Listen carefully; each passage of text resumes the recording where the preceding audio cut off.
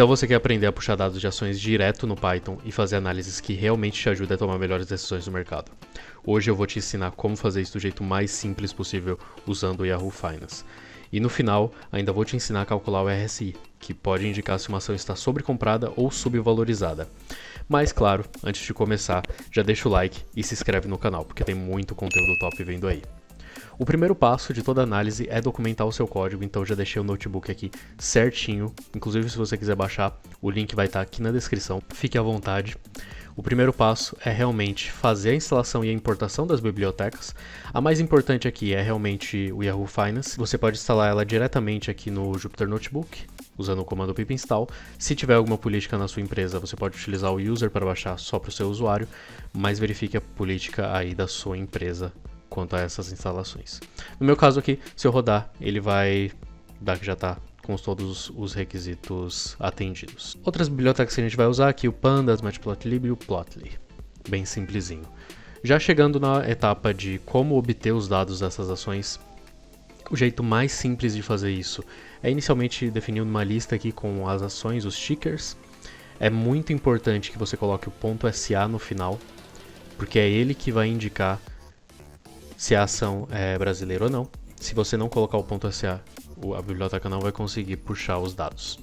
Aqui eu estou utilizando a função download, e aí a gente passa os tickers que a gente acabou de definir e a data de início e de fim. Essa aqui que vai definir o período dos nossos dados. Então eu estou pegando aqui de 2023 inteiro.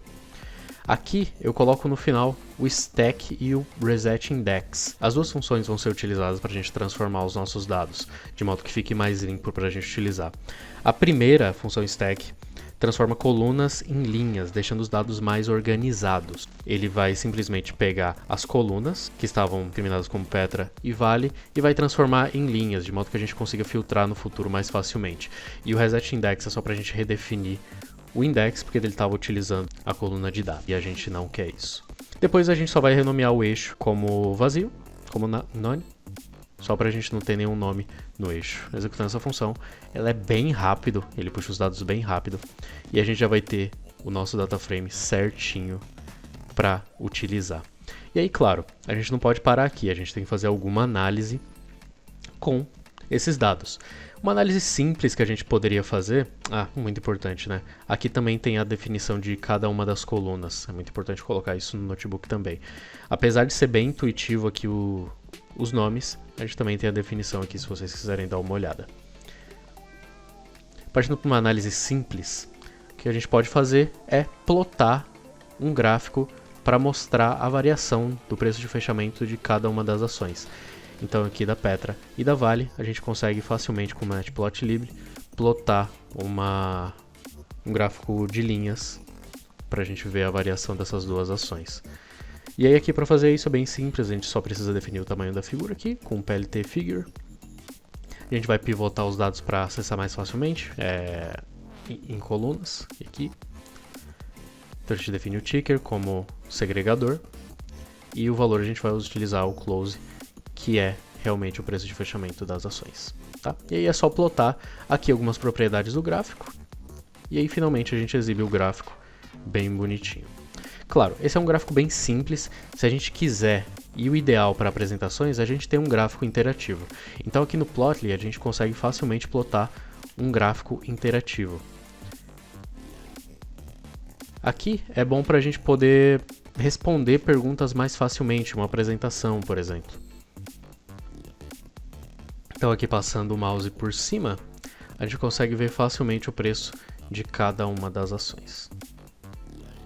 E aí aqui, nessa barra de baixo, a gente pode definir um período em específico. Então se eu quiser pegar só aqui o mês de março, por exemplo, posso definir aqui só o mês de março.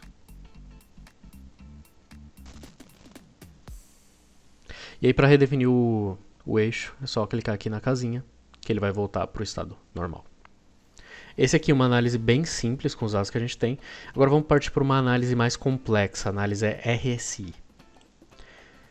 Na análise RSI, que foi proposta por Jay Wallace para medir a força e a velocidade dos movimentos, a gente tem um índice que indica se estiver acima de 70, O ativo pode estar sobrecomprado, ou seja, ele pode ter uma queda de preço nos próximos dias, nos próximos meses, etc. Dependendo de qual a janela de intervalo que você está utilizando. Se ele estiver abaixo de 30, pode ser uma boa oportunidade de compra. E aqui tem as fórmulas que a gente vai utilizar. Tá? É bem simples o indicador, você tem que utilizar ele com outros indicadores. Isso aqui é só para a gente demonstrar como utilizar no Python esse indicador, que é simples, mas é bastante utilizado. A gente vai primeiro transformar os dados, a gente precisa criar algumas colunas. Aqui só estou baixando de novo a Vale, vamos utilizar só a Vale nesse exemplo. A gente precisa fazer primeiro a mudança diária, então a gente consegue fazer a diferença facilmente utilizando esse comando diff aqui, no preço de fechamento das ações. Então ele vai pegar uma linha e vai subtrair com a próxima linha mais próxima, que no caso a gente está ordenando por data, então vai ser a data mais próxima. Então ele vai simplesmente fazer a subtração de um dia pelo outro. E aí a gente vai ter a diferença diária de preços. Aqui é importante que a gente defina duas colunas de gain e loss. Então a gente vai aplicar uma fórmula aqui, né, com lambda. É só a gente pegar a coluna daily change que a gente acabou de fazer, colocar o ponto apply e definir aqui a variável que a gente vai utilizar com lambda. Então lambda x, e aí a gente começa a função. Vai ser x se x for maior que 0. Se não, vai ser 0. Então aqui a gente está definindo que se o valor for positivo, a gente vai utilizar ele mesmo. Se não, ele vai ser 0. Aí a gente vai fazer o contrário para outra de loss. Então se o valor for negativo, a gente vai utilizar menos x. Se não, o valor vai ser 0. Então a gente vai ter duas colunas que vão demonstrar se teve gain ou loss, basicamente. Aqui estou definindo 14 dias para o cálculo da nossa média, que a gente vai aplicar aqui. E aí, a gente vai basicamente fazer a média desses últimos 14 dias. Então, para uma determinada linha, vamos pegar os últimos 14 dias, com essa função rolling aqui. A window, a gente vai definir a janela de intervalo que a gente vai utilizar. E o igual a n, que foi o que a gente definiu aqui em cima. Então, 14 dias. E aí, a gente só faz a média desses 14 dias para as colunas de gain e de loss. E aí, com todas essas colunas feitas, a gente só precisa aplicar a fórmula. Então a gente começa pelo RS, vai fazer a média das variações positivas sobre a média da variação negativa, que são as colunas que a gente já fez aqui. E, finalmente, vamos calcular o RSI apenas aplicando a fórmula também. Tá? Como a gente já tem o RS, é só aplicar a fórmula. E aí, com isso, a gente tem todos os dados aqui. As primeiras linhas não vão ter valores de... esses valores exatamente porque a gente está utilizando 14 dias. Mas se a gente utilizar tail aqui para mostrar as últimas linhas, a gente vai ver que os dados aparecem normais. Inclusive no gráfico vocês vão ver que esse é o caso também. Tá? Então para o gráfico, a gente fazer um gráfico bonitão aqui com o Plotly, a gente vai ver aqui o preço de fechamento, o RSI e aí duas faixas constantes, né? No 70 e no 30, que vai indicar se o ativo está sobrevendido ou sobrecomprado. Esse aqui é um gráfico excelente para você fazer, você mostrar em apresentações e também para você analisar suas próprias ações. Então aqui a gente pode selecionar um período em específico, e aí claro, a gente clicando aqui em Reset Axis, a gente volta para o estado inicial, e aí é aquilo que eu falei, o RSI começa no 14º dia. Então você vê que não tem o indicador do RSI antes disso. E aí o RSI ele vai acompanhar a variação dessa ação. Então você vê aqui, ó, nesse período a gente tem uma queda na ação da Vale. E aí o RSI também vai caindo. Por quê? Porque ele utiliza essa média de variação. Então quando ele chega aqui, segundo o indicador, a gente tem um indicador bom para compra. Então aqui seria um período interessante para compra, de acordo com esse indicador.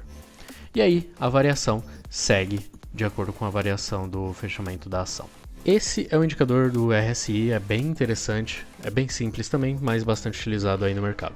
Novamente aqui, se você quiser, você pode baixar esse notebook, que o link está na descrição. Agradeço muito por você ter assistido até aqui. Se tiver alguma dúvida, coloca aí nos comentários que eu vou tentar responder. E muito obrigado. Se inscreve aí que mais conteúdos de finanças e de Python virão. Muito obrigado. Tchau, tchau.